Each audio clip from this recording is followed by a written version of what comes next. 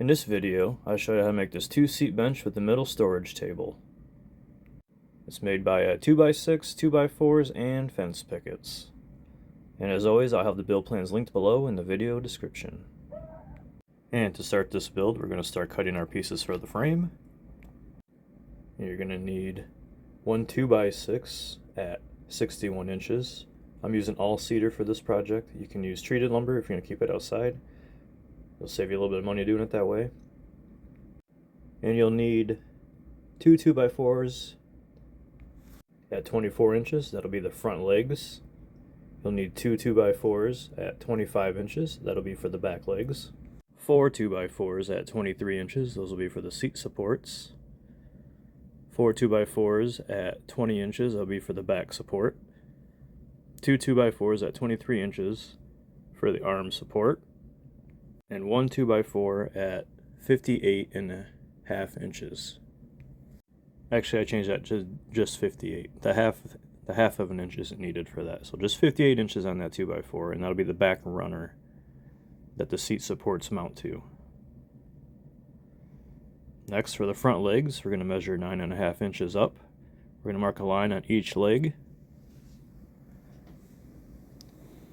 And then we're going to take a scrap piece of 2x6 and trace it above that line. And this is going to be, we're going to cut a notch for this 2x6 to rest in, which will be the front runner of the bench. There's multiple ways to cut this notch. I use a table saw. You can do it with a miter saw, a circular saw if you're careful. There's multiple ways to do it. I just find it's easier with the table saw. But 9.5 inches up on these, trace that 2x6. You can see the part I scribbled out is what we're going to cut. And we'll take it over to the table saw and cut that notch in both front legs of the bench. You can use a dado blade, that'll make it a little faster. I just don't like changing it in and out all the time, so I do it the long hard way. Now you're going to take those front legs, you're going to take the 23-inch arm support and screw one of the legs right to it so it's flush with the top of it, making sure the 9.5-inch line is on the bottom of the notch. Then we're going to measure over 15 inches. We're going to put this 25-inch piece that has 15-degree angles on both ends. This is going to be the back leg. We're going to repeat that step. We're going to make a mirror image of the first one that we did, making sure that leg's flush with the 9.5-inch mark towards the bottom of the notch. And we're going to measure over our 15 inches, and that the point of that 15-degree angle is where the 15-inch mark is going to land. Just keeping it flush with the top until we have both sides made. And then we can add our 2x6 runner. I'm just going to put some glue in the notch. You can, if it's a little tight, you can hammer it in. I've done that before. Mine were just a little loose. So I'm going to put some screws in the back to help hold it in place while that glue dries. Like I'm just using 2.5-inch screws. And they can come out if you want after the glue dries. Doesn't really matter. Keep them in too. Now we're going to add those seat supports. I pocket hold one end of these, and I'm going to screw it right to the top of the 2x6 so it's flush. I'm going to put the 2 on the end, and then I'm going to measure over 16 inches from each side, and that's where the other 2 will go. They'll be on the inside of that 16-inch mark.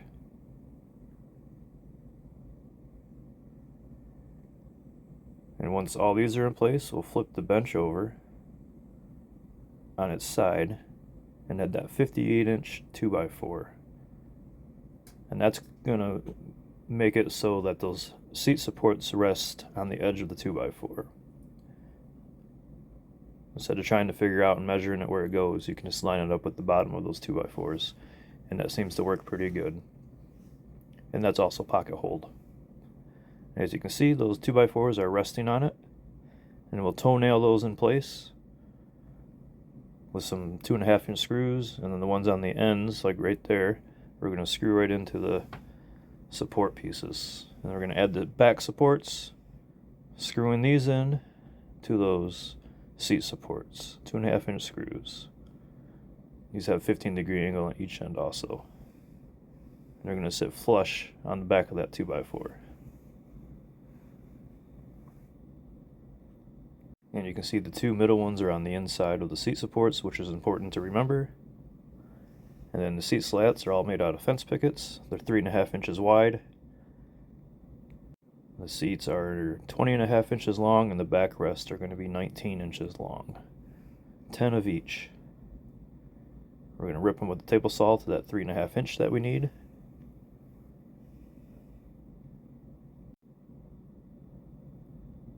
And we'll lay them out on the bench. We'll do the seat first. That first one will overhang just a little bit, like 1/4 of an inch. And then that back one will be right up against those seat supports. Then you can kind of space them out evenly from there. I just eyeball it, so it doesn't have to be perfect. There's not going to be big gaps in between them.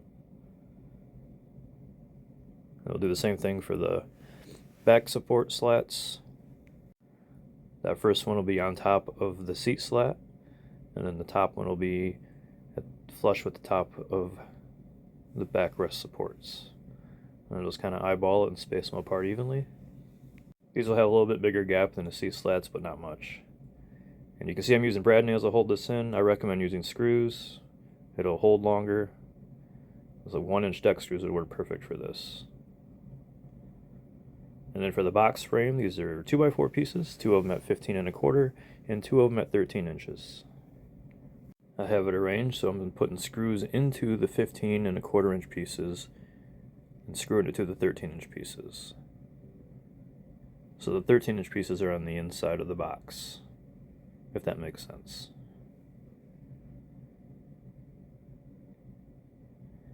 And these are the cutoffs actually from the seat slats. We made our seats at 3.5 inches, so these are about 2 inches wide or a little bit less.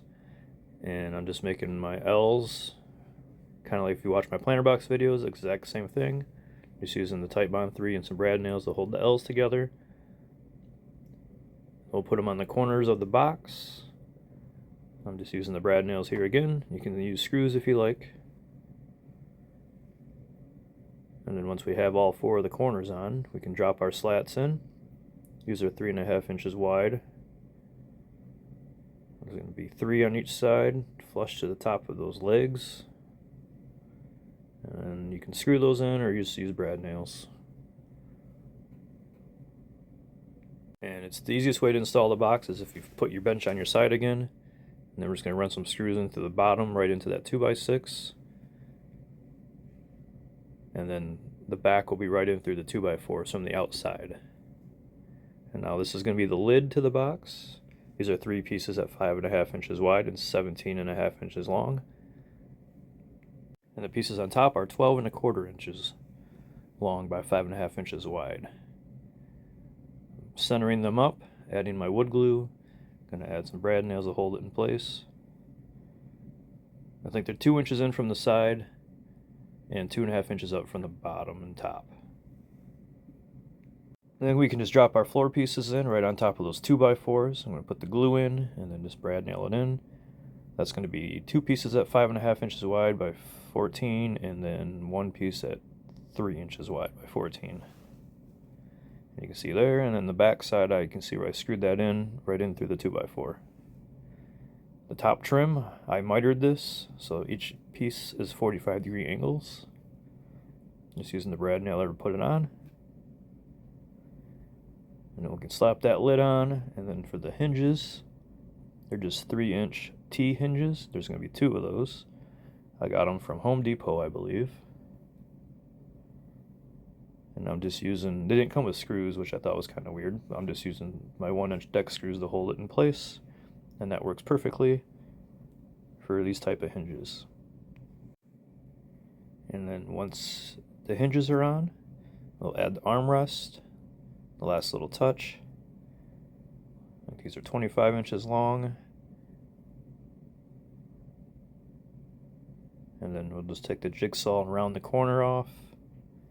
It's optional, you don't have to do that. I think it just makes it gives it a little bit better look. hit it with sander to smooth it all out. And just like that, we have our little bench. If you like this video, don't forget to like and subscribe, and always, thanks for watching.